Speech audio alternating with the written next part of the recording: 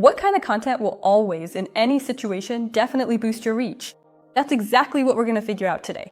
Even though you can make great sales with super low reach, reach usually isn't the most important metric. For those who create accounts to promote and sell their services, the overall reach of the account, which is shown right under your profile header on your main page, has a significant impact on how many clients and sales you end up getting. So if we take two expert accounts that are both selling something and everything else is equal, good packaging, equally good sales funnels, and equally good service that is well described and well packaged. In the end, the one with the higher reach will definitely make more money. Moreover, the higher your overall account reach, the more people get engaged with your content. Furthermore, the higher your account's overall reach, the better Instagram promotes you. That is, once you reach a certain level of good reach, Instagram starts to grow your account exponentially, showing you to more and more people and putting in more effort to promote you. So even though you don't have to rely on story reach, and you don't need to get upset about it, and you definitely shouldn't get upset about the reach of specific reels or individual posts, the overall reach of your account is important.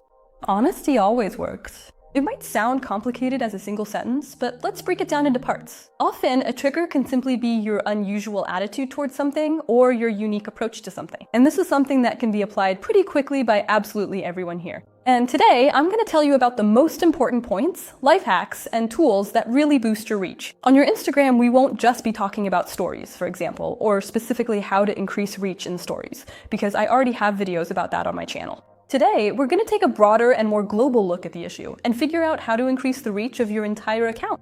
If in previous videos about reach, I mostly shared, some life hacks, tricks, and organizational tools, like what time to post, how much to post, when to delete, when to repost, and what features to use inside the app, this time we're going to talk on a bigger scale about what I do, what's going on in my head, what actually happens on my blog, what I think about, and most importantly, what I actually do in practice when I need to boost my reach, and what always works, without exception, no matter what's happening in the market or specifically with my reach and my audience. Well, all these tips naturally have been tested on more than 2,000 of my students. My name is Evgenia Bushman. I have been involved in sales and promotion for over 6 years. And today I will share my entire experience with you in this video. Let's go! The first no-fail, absolute thing I'm going to start this list with is talking about what really excites you. You can try 1,000 times to hit on some pain points to bring up topics that are trending in the market, but trust me, nothing works as well. It's picked up on an energetic level. And it works great when you talk about what truly concerns you. It might be some thought that seems totally unpopular, or something that doesn't fit into the general trends at all.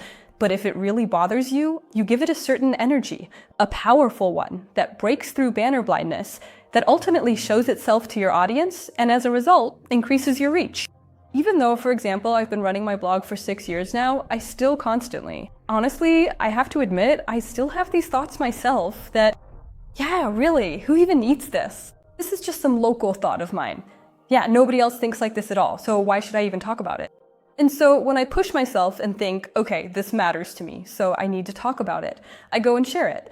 Absolutely every time, like in 99.9% of cases, it turns out that I'm not the only one with this thought. It turns out that by sharing it, I've inspired a lot of people, or at least made someone feel like they're normal, or connected with some people. I've formed connections thanks to sharing my story. So in general, always talk about what genuinely bothers you. There are two sides to this. First, don't talk about things that don't actually concern you, just because you feel like you have to cover certain topics. If you're not interested in them, if they don't resonate with you, it just won't work. If you don't have the right energy, don't make that kind of content. It'll only lower your reach. And it works the other way around too. Sometimes you need to turn off your inner censor and tell yourself that you can share absolutely anything, as long as it truly concerns you. And that's really true.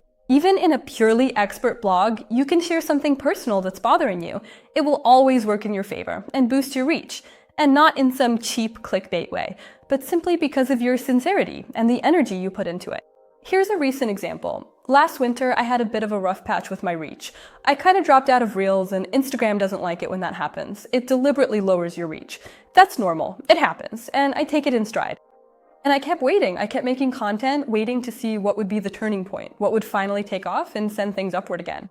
I was planning things out, writing scripts, putting in the effort, recording, making detailed plans for myself, coming up with different editing ideas. But in the end, it all happened spontaneously. After filming for YouTube, I just shared a thought that was on my mind from a book I had just finished reading.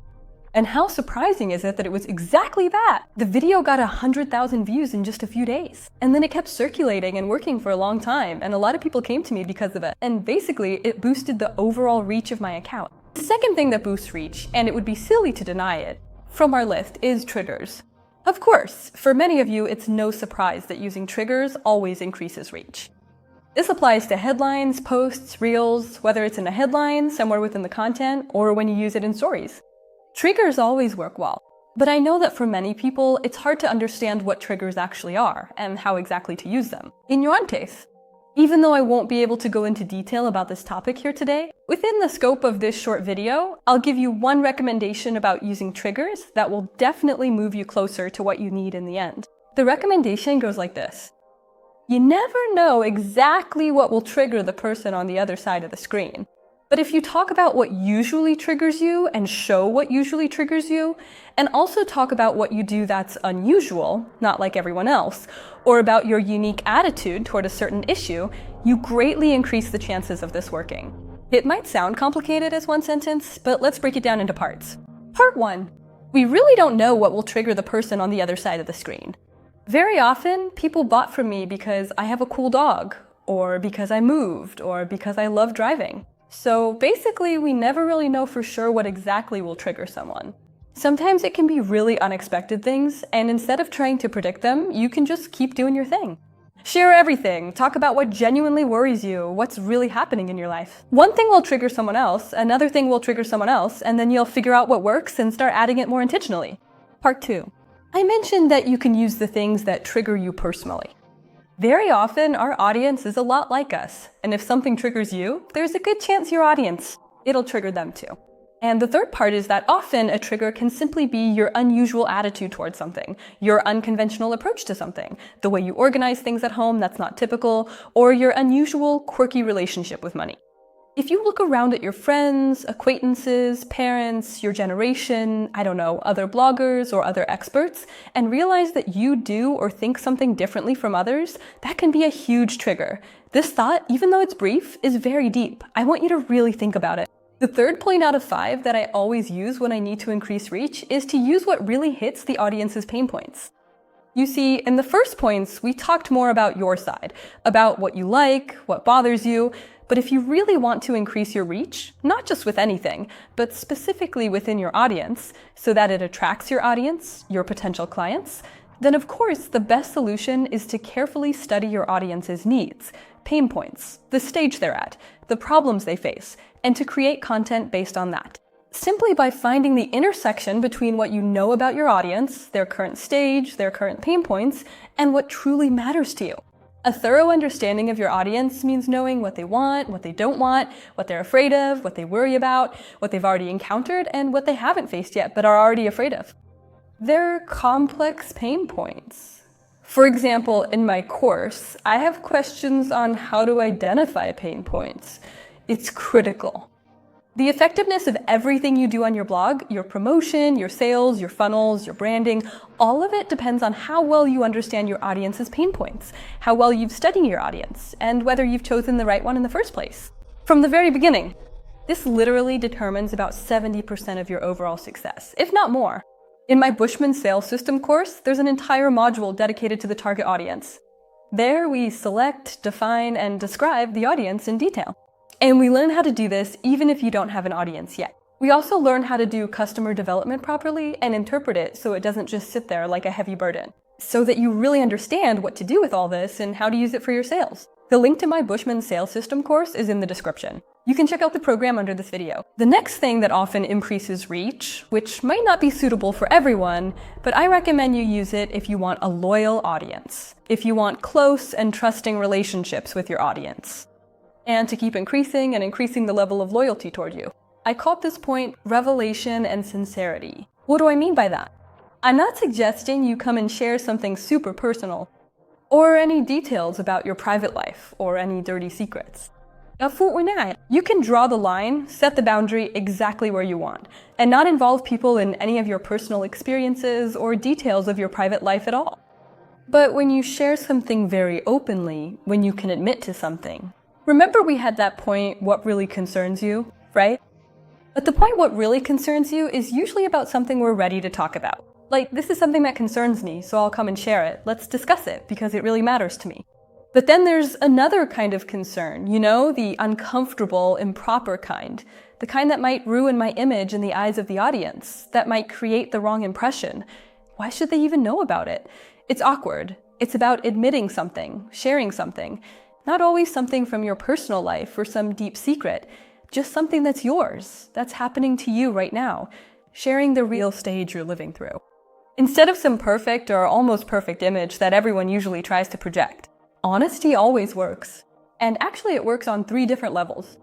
It works in the sense that it really increases your reach, it works in the sense that it builds loyalty, and it also works in the sense that you free yourself, which is actually the most important thing, from certain images or frames you put yourself in, thinking you have to project a certain persona, that you have to be a certain way, so that people would follow me, so that they would buy from me, so that they would see me as an expert. But in reality, it doesn't actually work that way. The more open we are, the more we share. Some real truth, what goes on behind the scenes, our thoughts and feelings, the more people trust us. Even though many people think that others trust you more when you seem cool, flawless, like an expert who always succeeds, who has no problems, and whose product always delivers perfect results. But in reality, that hasn't been true for a long time. Think about that. If the first 4 out of 5 points were more about how to approach creating content, what topics to choose, what to reveal, then the last point I added to the conversation about how to increase your account's reach, how to generally boost your reach and attract more audience attention to what you do to increase your overall account reach, is going to be, more down to earth, practical, and something that absolutely every one of you can apply pretty quickly. This recommendation is to create different content formats that reference each other. So not just making separate posts, reels, and stories, but referencing stories in your reels, referencing posts in your stories, referencing reels in your posts, and so on. Your content, in theory, can be completely independent, and that's okay. But if you really need to boost your reach, and that's your main goal, remember that when one person views several pieces of your content, it increases your account's overall reach, boosts engagement, and improves your engagement stats, which as a result is perceived by Instagram as a signal that your reach should be increased, that you should be shown to more people. A person got engaged, a person clicked through, a person got immersed, there's something interesting here. So Instagram thinks, I should show this to someone else.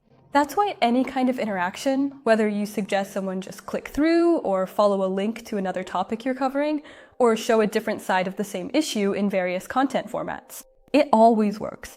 Super, I highly recommend you do this, especially now when everyone already has their own preferences within the platform.